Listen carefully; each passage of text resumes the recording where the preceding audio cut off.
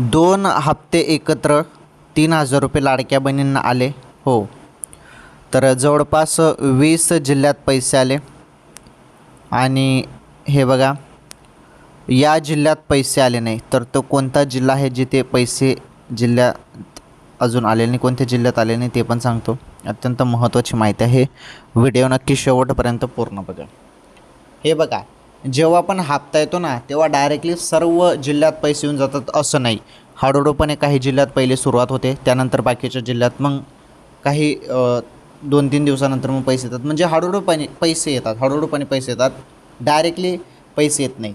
त्यामुळे आता काही जिल्ह्यात सुरुवात होणार आहे आणि धीरे धीरे सर्व जिल्ह्यात पैसे येऊन जातील. हळूहळूपणे धीरे धीरे सर्व जिल्ह्यात पैसे येऊन जातील आणि 3,000 रुपये मिळतील असं सांगितलं जात आहे. परंतु बघू आता, सप्टेंबर आणि ऑगस्ट या 2 महिन्याचे एकत्र आले तर 3,000 रुपये येऊ शकतात. परंतु माझ्या माहितीनुसार तुम्हाला ऑगस्टचेच 1,500 रुपये येऊ शकतात. ओके,